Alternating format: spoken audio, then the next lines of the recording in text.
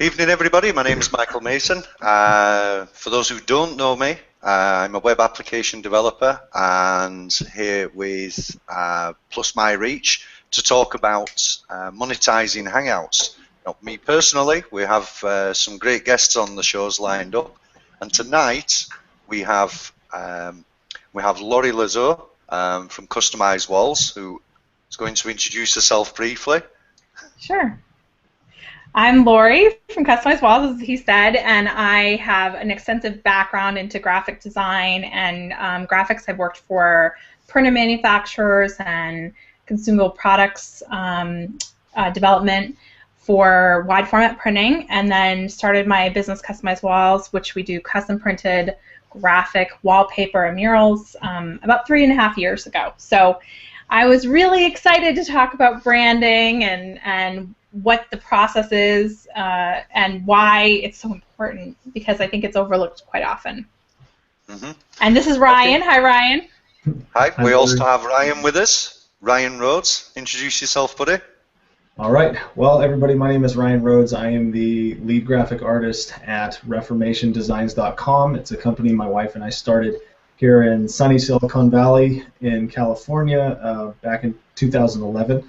And we specialize in working with content creators and creating graphics and book covers and all kinds of infographics, posters, logos, whatever you can think of that needs design. We help people create that and make powerful statements on the internet. We actually just finished working with Jack Canfield and his team. He's the author of Chicken Soup for the Soul.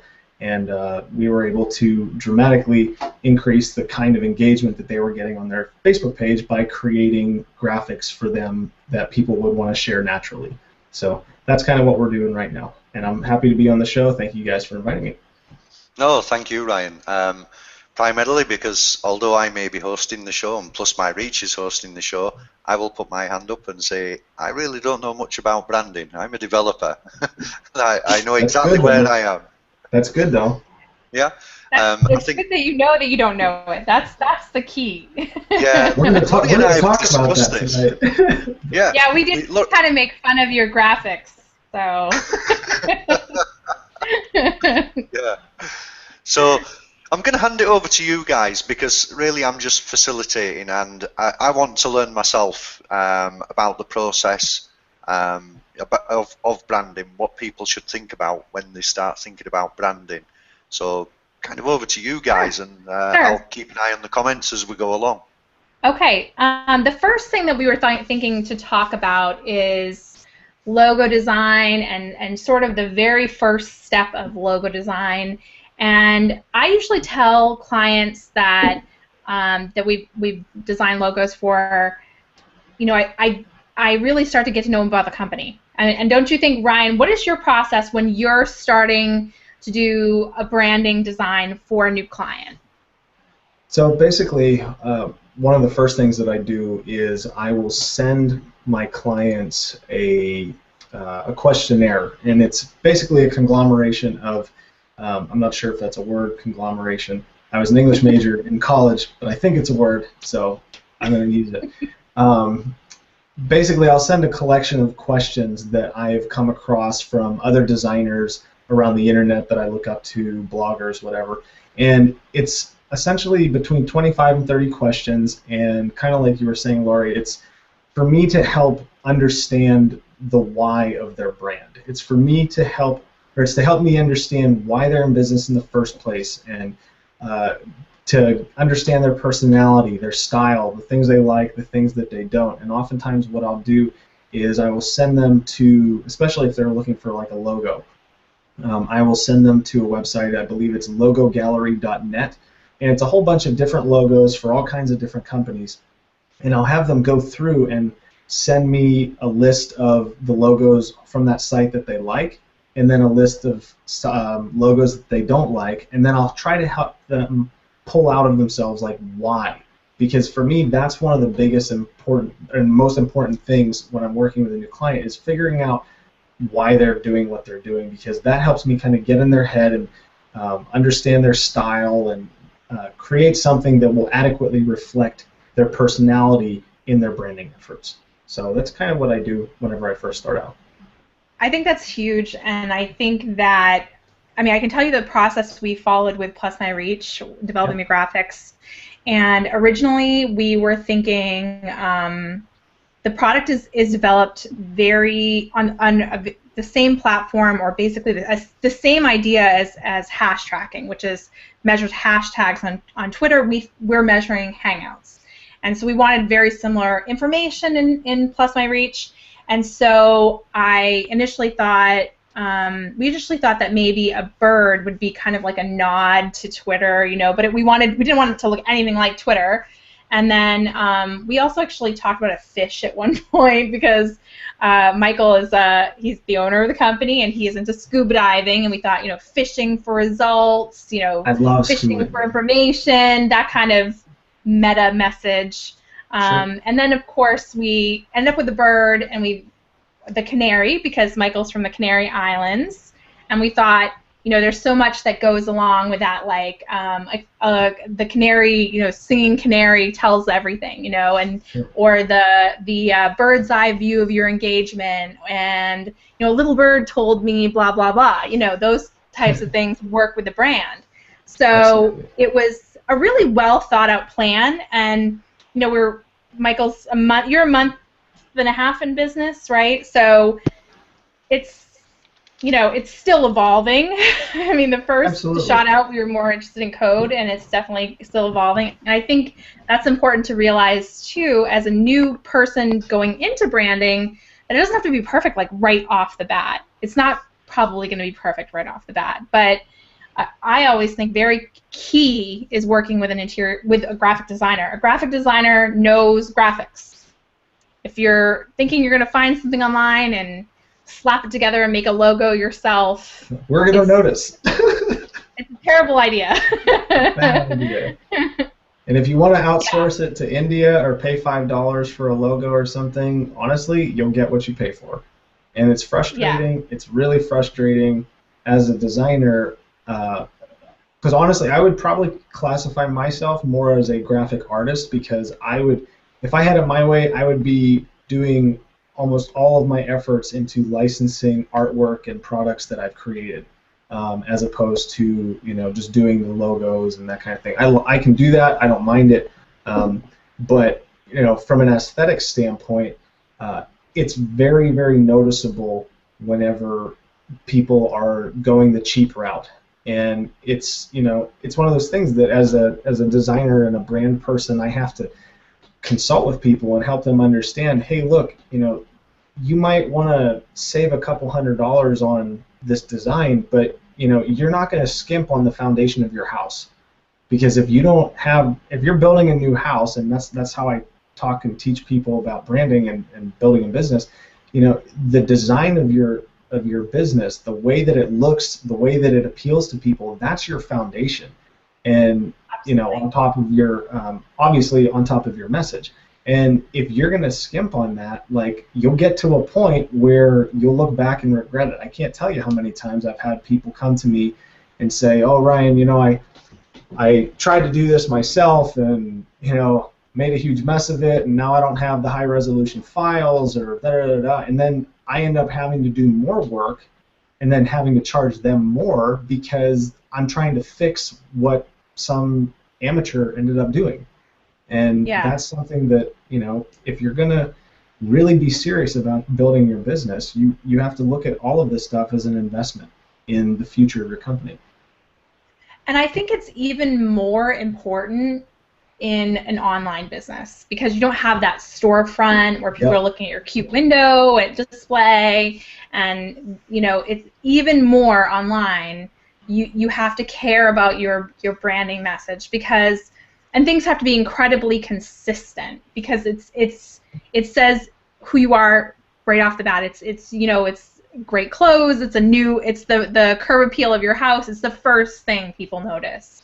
Absolutely. Now, when you're first working, I'm not sure your process, but we always do a style guide if we do a logo, and it has font choices, it has color choices, it has icons and things like that they might use. and the logo design. And it has like what to do, what not to do, and how to use these pieces so that you never mess up. It's like kind of like a guide that they can go forward, and if they stick to these rules, they should have a pretty consistent look and feel. Is that something that you do too, or? That's something that I've been working on putting together. I would love to talk with you off air about that, and just so yeah. Because it's something that I'll do that one. I just recently started using that questionnaire, and it has helped immensely in eliminating the sometimes incessant amount of time that you spend, with a new client and on the phone and coaching them through it and trying to ask these questions and write it all down. I basically turned it to a point of, okay, you're coming to me to provide a service, and I'll provide my expertise and my opinion, but kind of putting it on them to think about doing the hard work of answering those questions on their own. And I find that giving them something to work on, almost like homework, as opposed to just doing it on the fly in a conversation, in a coffee meeting or something like that, it has dramatically increased the effectiveness and I think the quality of the work that we've done too. So I'm in the process of putting something together like that. I kind of have some things saved in an Evernote document that I send all my clients, but that's actually a really fantastic idea, and I will talk with you later about that. You're like an artist. Well, one person says that for Adriana, she says, for me personally on Google+, I do not recognize people by their logo. I could care less that Ronnie Bincer has silly red squares or whatever. My brand recognition of Ronnie is his actual profile photo. And that actually does work for people who they are their brand.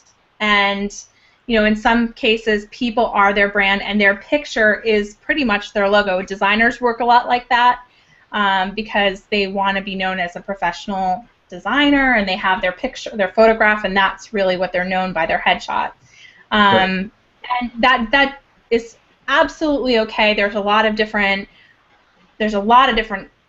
theories on that, but you can have your face as your logo, but the other stuff still has to be consistent.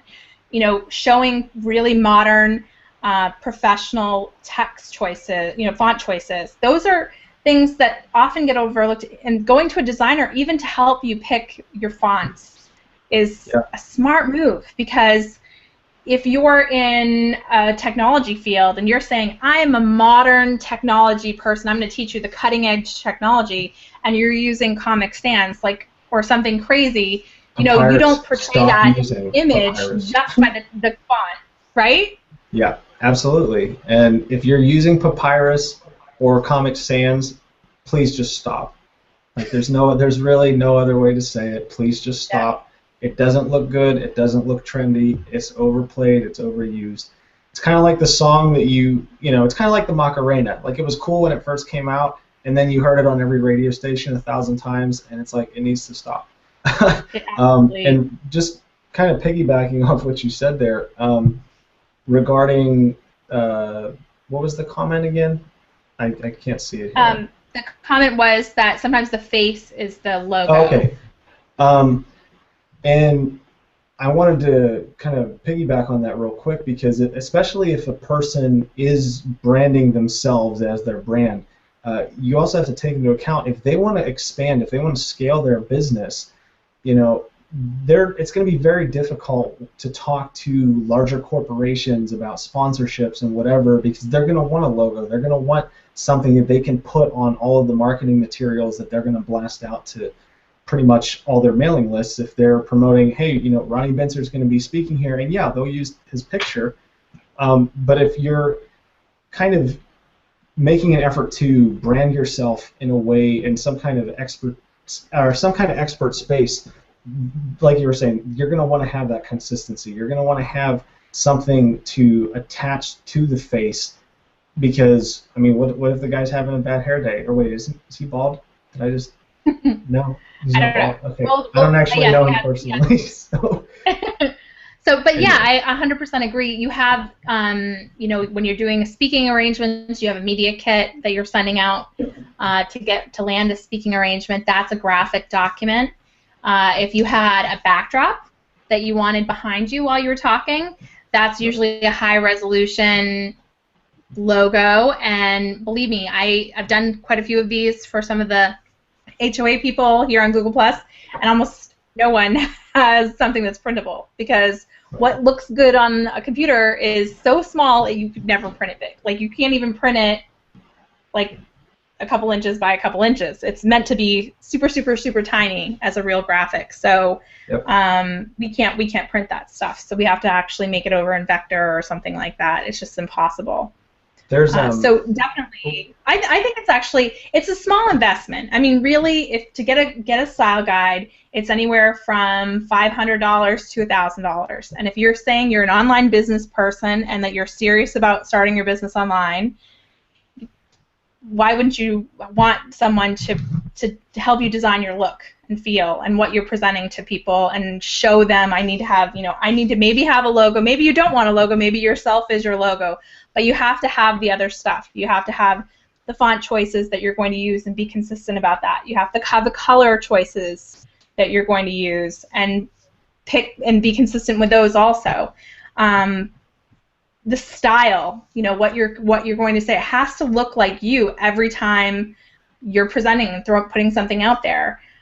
I can tell you, we just in the graphics world, we talk a lot about everything you do becomes a voice. Like, so if you're talking with 10 different text fonts, you're talking basically with 10 different voices. Right. Every font is a voice. So you really have to be careful. A lot of people have way too many fonts in their logos and in their websites, don't you think? Yeah, I mean, and one of the things that I wanted to bring up in that vein was I actually just started working with a client recently who she's hired me on to create an infographic for her. She does content marketing and trains people in how to tell their story better and communicate what it is that they do in a more human way. And so I'm working on this infographic, and I'm having to do it in a vector-based program, which, for those who don't know, web graphics are pixel-based, which is whenever you basically make them bigger, you're going to lose image quality. That's why if you try to print something directly off the internet, it'll come out really blurry, really grainy, unless you have a very high-resolution image. Vector graphics, on the other hand, are all math-based, and so you can scale them to any size with no loss of information. And so I've been working on this project, and so I got down to it, and I said, hey, I need your logo, and I need your picture so I can put it at the bottom so people know whose this is. And she doesn't have the logo, and she doesn't have a high-resolution image of herself. And so I can't actually put that on there and brand it properly.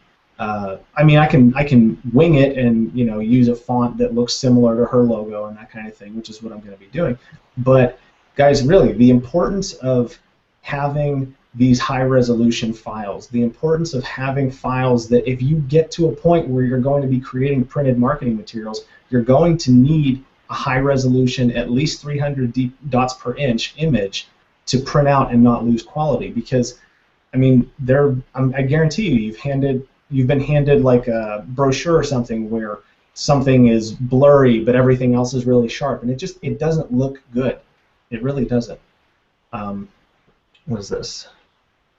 What happens? There's a great question by Chef. Yeah, what happens when your designer has a different vision than you do, and you really don't like what they're doing? Communication, right? Do you want to grab that? I mean, I have to grab something. I think it's majorly, yeah, sure. I think it's majorly a communication issue. You have to be able to go back and forth.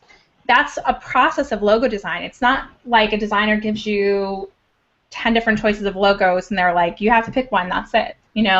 You can look at those logos and you can say, I like this, don't like this, this is kind of the direction I want to go, but I'm not sure about the colors, or you kind of work it with this communication back and forth until it's right. And sometimes it can take a long time. Sometimes that process, if the person is really picky, can take a long time. I can tell you, as a graphic person myself, I actually outsourced my own logo because I was too close to it and I couldn't wrap my head around it. And so I outsourced it, but to a graphic artists that I know, and we kind of worked back and forth, and then when I got a handle of it, I took the project back. I paid her, took the project back, and the final logo is something that I put in there too. But it was definitely this back and forth thing where we were sort of communicating and getting closer and closer to what I wanted. Right. Yeah. Absolutely. Customized Walls logo was like that. I just was so close to it. I couldn't figure it out. So I think that's something too. Think about what you want in a logo, and it doesn't have to be, you know, if you have a bakery, you need a cupcake as your logo. You know, things like that. It doesn't have to be an obvious thing. Sometimes it's just like your company name. There's some story. There's some reason that you have your company, and we want to know that because we can make a more meaningful logo that actually matches your why you really wanted to start this business, what it really means to you. John Harris. Oh, go ahead. You go ahead. I was just going to say, John Harris had a really good comment. I can't tell you how many dollars I've billed rebuilding logos for higher resolution requirements when the do-it-yourself designer puts something together in Publisher, PowerPoint, etc. And I really want to echo that. And Lori, I'm sure that you've had the same experience where you have people come to you and they have a really great, they have a great vision and they have a real passion for their business, but they kind of went the route of just, you know, trying to do it themselves for the design, and they didn't realize, oh wow, you know, I need to have a transparent background so that I can put this on, you know, different colored materials. I mean, there's so many things that go into it that people just don't understand. I mean, they look at the final product and they're like, oh, well, all you're doing is moving images around and resizing some text, right? And it's like, well, no, that's not it at all. And so there's an artwork, there's an art form to it, and it takes years and years and years to really get it down. And I want to just, you know, commend the people who are out there working on being a designer and, you know, working on their craft, because honestly, it doesn't matter the tools that you're using. What matters is your eye, and what matters is your experience and the way that you understand design and how it goes all together. And so you can have all the greatest tools in the world. I have people all the time that are like, oh, I have Photoshop, I can do just what you can do. It's like, well, yeah, you can, but there's a reason that your stuff doesn't look the way that my stuff does. So yeah. And it's that education, but there's also, it's a touchy subject, but there's also the taste level. So sometimes you have a client whose taste level doesn't match the designer's taste level, or there's just not a cohesive partnership, and it's sometimes it's best actually at a certain point to maybe not work together. I know that John Harris said something like that as well, but the relationship has to be important. It has to work. You have to work together, but there can be issues with a client not trusting a graphic artist either.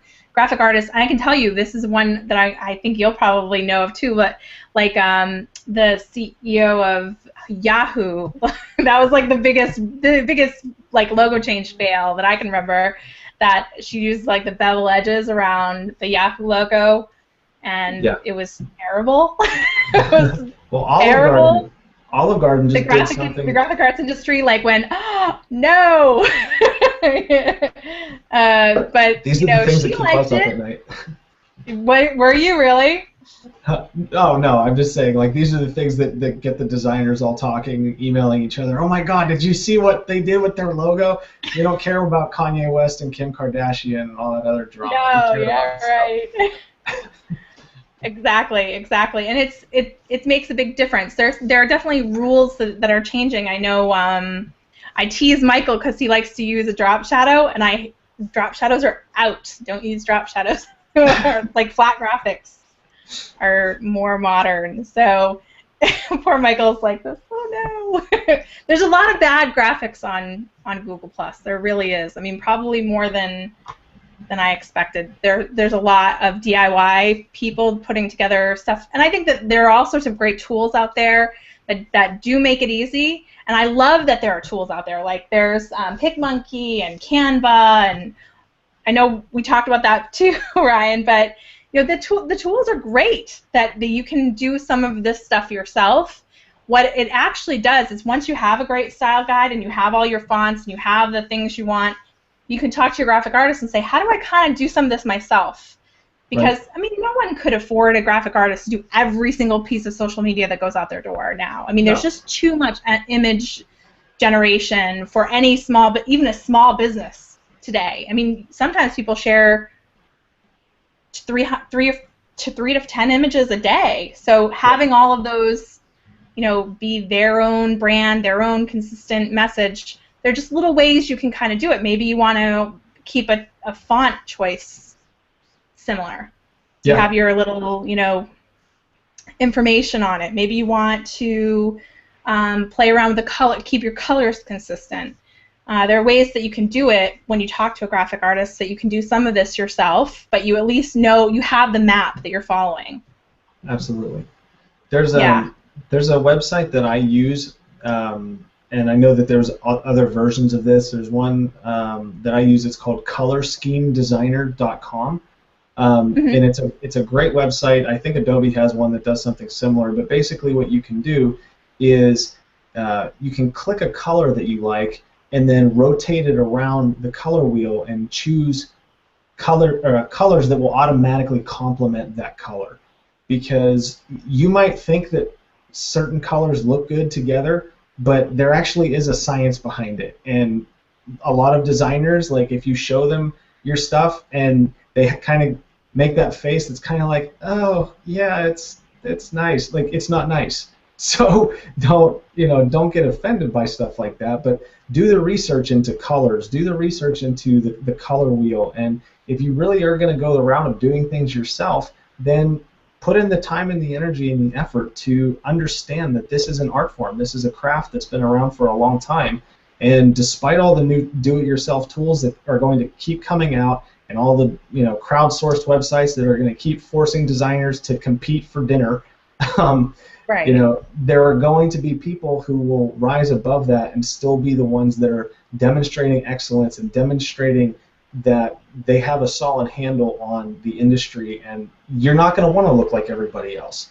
And so I guarantee you now with this big push with Canva, you're going to see images that are all going to start looking very much the same because everyone's going to be using that new tool, and they're going to and so inevitably people are going to have to mix things up. And I find it interesting, just with the whole Canva thing, that a lot of the images that you're seeing them crank out, it's very clear that they have actual designers making that stuff.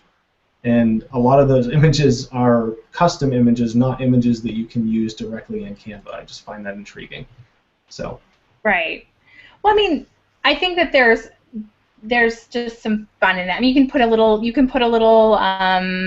favorite saying of yours. I mean, there are things. I mean, I even use those products to save time because I do too. Pulling it up in Illustrator or pulling it up in Photoshop, it's like 10 moves to get to something that I already could do in 5 seconds on PicMonkey. So. Absolutely. So I mean, they're really good tools if you can just follow the map.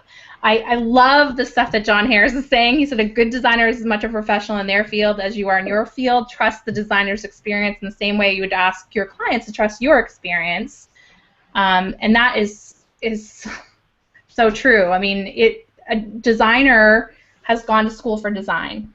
So they know color psychology. They know what colors are really kind of going with the brand message. They know font choices and why they're making those font choices. So I'm not saying you have to take the very first thing a designer says as gold, because they as much want to make it right for you as you want it to be right for you. So they don't have their way into your head to know what you love and what you really will respond to and what you think your clients will respond to. But they do know the science of, here's your market, here is what would sell to your market, and here is something I think would look good. And then they kind of try to marry the two with your taste and your vision of your company also. Adriana, she says that we're talking a lot about the taste and the vision, but no one has mentioned market testing. Who cares if you think a graphic is modern is tasteful? If the audience you're trying to reach is engaging, then by definition it's successful. Sort of, sort of. I don't think that that's necessarily really 100% true. Number one, you come up with a logo, and you might test it with a controlled group, but once you make a decision, it's very unlikely that you change many, many times in that process. You kind of try to make those changes as limited as possible because it's your brand message. And I think that it's much more a designer who has experience with design and understanding the different markets and how the psychology of color sells to different markets, and can try to give you the best image, plus with your, matched with your story. I think there is some testing going on, I'm sure. I know I sent it out to a bunch of different friends in the industry when I do a logo, but I don't think that in the normal process people market test a logo, especially if you're mid-sized business. You don't test a logo with. Your way of testing a logo with people is by putting it out there, and the other part of that is that just because you're successful with your business doesn't mean you have great graphics and great logo. You might even be more successful with those things. I mean, you could be very, very successful without those things, but you'll be even more successful with those things. Right. Don't you think? I mean, I'm finding that there are people who on Google Plus are really super successful, but they haven't gotten their graphics down because they're an online business. I mean, they're doing other things first. It's not in the day and age where you had to invest in business cards and letterhead and all of these things first. So a lot of people develop this after when they realize, oh, I need a media kit, or oh, I need this piece that it has graphics on it, and then they think, oh, I've got to do it. Right. But it should be the first thing you do because it really defines where you're going with it. Well, just on the subject of the media kit, I mean, it goes back to what we were saying earlier. I mean, I send this folder out to potential clients, and it's got my business name on it, and on the back it does have a picture of me and my wife, but it also has our contact info, and on the inside there's stuff that I send out to potential clients with some recommendations of people that we've worked with in the industry. And unless I'm going to market myself as a motivational speaker or a preacher or somebody like that's going to want to have my smiling face on this folder or a book cover, you're going to want a logo. You're going to want something that, I mean, if you are your brand, then you're probably more of a motivational speaker, coach, whatever. But if you're actually selling products, if you're actually selling a service, please do yourself a favor, invest in a logo, invest in your brand, because unless you're like this really shiny, happy person, then it'll be really difficult to market, a folder that you're sending out to corporations that you're trying to get sponsorships, and all it has is like your big mug on it. Like, they're going to wonder, who is this person and why are they so into themselves? So that's just my opinion on that. I think it goes hand in hand. You can have definitely the logo and the the business the business identity as well as your photo. I mean, like you said, you have your logo and your photo. It's sort of a mix and match. And I agree. There was, I think Christopher says, I think it was Christopher that said, if you crowdsource and do everything by survey, you'll get something that is bland and average, not stand out. And I actually think that's kind of true, because every person who says they like it, you say, wow, it's great. Every person that says that they don't like it, because you're asking people to tell you to be critical of it. So it's just like if you watch, I know how to compare this. If you watch an interior design show and you have like HGTV or something, you have the husband and wife, and they said, well, the designer wants to do it this way, and the husband's like, no, I don't like that, or the wife is like, no, I don't like, and they kind of come to an arrangement, and they don't see it yet. They're starting to question it, and then they do the reveal at the end, and they're like, oh my God, I love it. I mean, it's the same process. You've got to trust the designer. It's a graphic designer versus an interior designer, but they're the professional, and I know that interior designers, they complain all the time when they do up a plan for a client, and the client shows it to their best friend, and they show it to their cousin, and they have a lot of people, well, you should change this because my cousin thinks that color isn't great. and they're like, am I designing it for your cousin or am I designing it for Right. you? So there's a lot of that where too many cooks in the kitchen. You just kind of have to narrow it down. Absolutely. I know when we were working on the colours, etc., for Plus My Reach, Lottie was very adamant that we should go in a particular direction, and you know, all around the edges went the drop shadows and all these kind of things, because I'm normally working in a bubble, and I'll say to the client, you know, I need a logo, I need content, I need images. I'm like, well, don't you do that? No, I'm just a web designer. You know, it's your business. You know, Yeah. I don't know. The thing is, I think a lot of people as well, they think that a graphic designer or a web designer can kind of be interchangeable and do the same thing, and we can't. I can't do what you do. It's as simple as that, and I'm quite comfortable there. But I expect a client at the very least to have a logo, and from that logo I can usually take a color scheme, unless it's just text.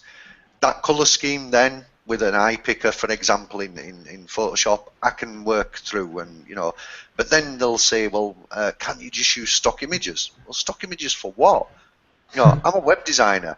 One day I could be designing a website for, I don't know, a shoe factory. The next week I could be designing a website for an aerospace company. And I don't know the first thing about those two industries, but what I do know is how to get the message onto the website and how to design it in such a way that it appeals to their audience. As a graphic designer, I'm going to guess that some of the questions may be similar. You know, what is it you do?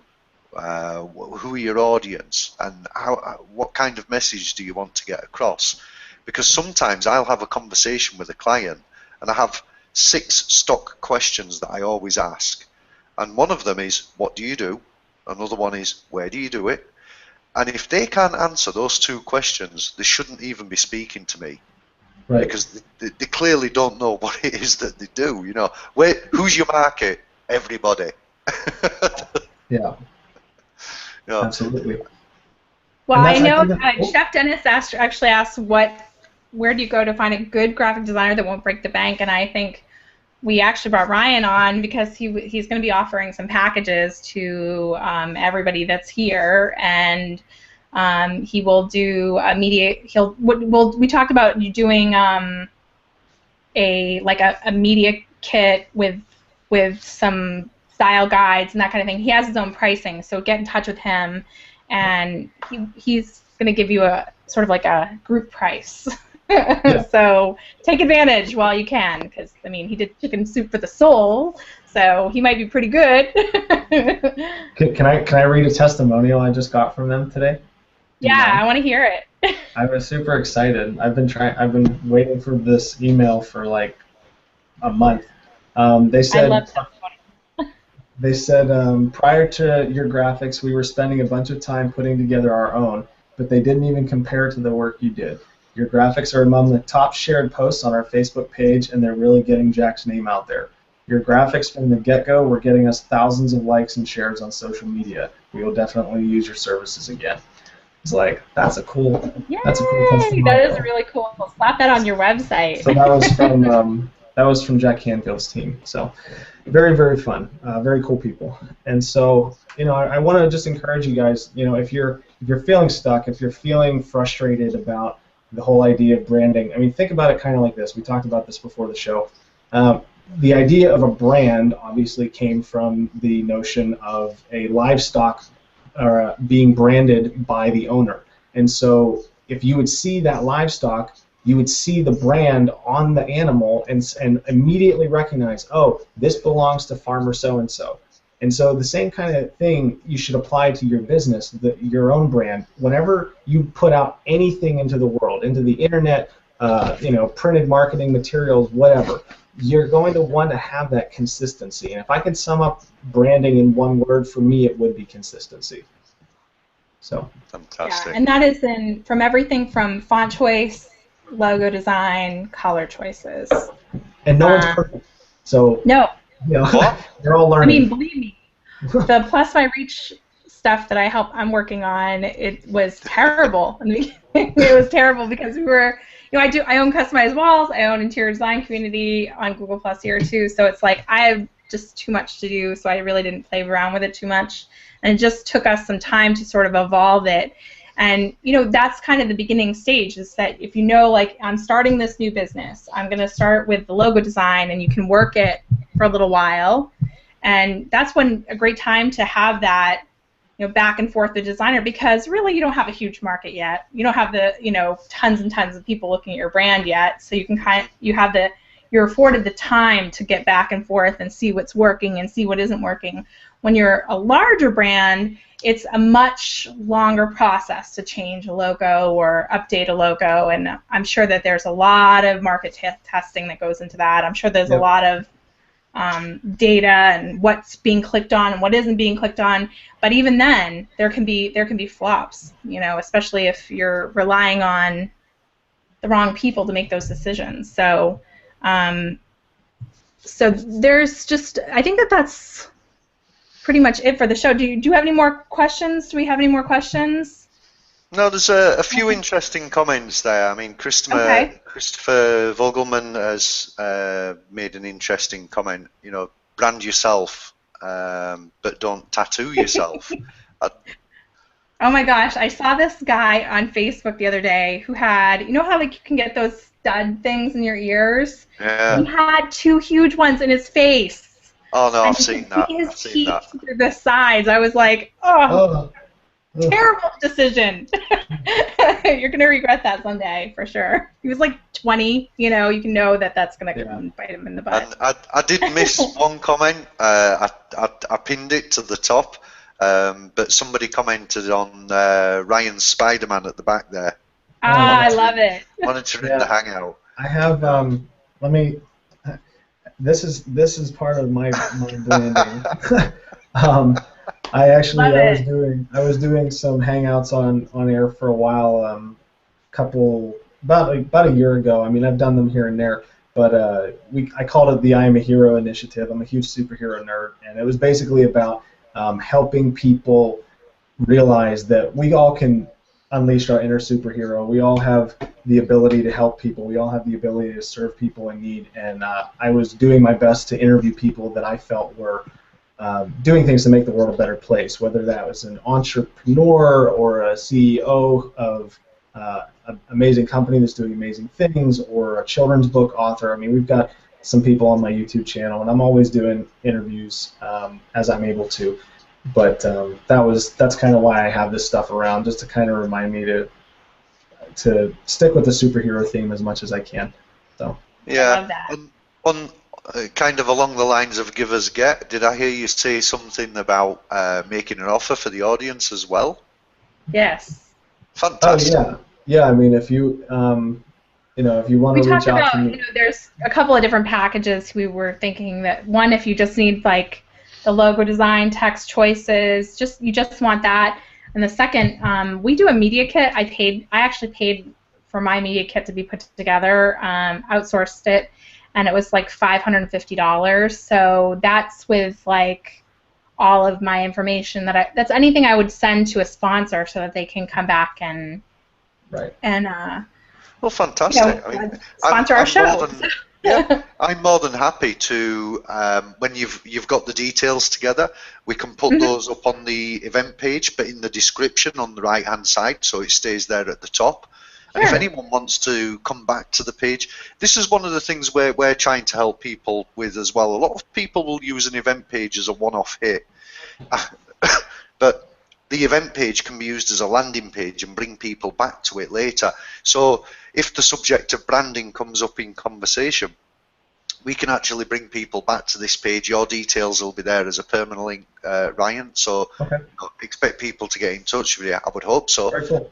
I mean, for me, I've learned a little bit. I've learned a lot more than I thought I would learn because, for example, Laurie was talking about the different uses of fonts on a website, and it kind of made sense. Using different fonts, you're speaking in different languages in effect, or you there's no, what did you say, Ryan? Consistency? Yeah. to what you're putting across. Colours, an interesting one, because I really don't pay that much attention to colours. I'm a web designer. I like blue. Sure. You know, blue's good. It's a soft colour. Right. I don't think there are any more questions from the audience, but there may be some later because a lot of people do watch the videos after the event. Sure. I want to thank Laurie for coming along and helping us, and I want to thank Ryan especially for taking the time out to come on the Hangout. Absolutely spectacular. First time we've met as well, which is great. I hope we meet again. I hope we do more Hangouts. Yeah, I'm totally down for it. I really love meeting new people, especially in my industry, that we can all work together and figure out how we can all mutually benefit. So fantastic. Yeah. Thanks and if anyone's got any questions, if you're watching the video later, just post them in the event page, and Ryan or myself or Laurie will get back to you. Yeah, make sure you circle Ryan, because he has some fun stuff on his Google+, so for sure. He's in my circles. I've been watching. Cool. I have some strong opinions. Don't get offended. I like strong opinions. That's good.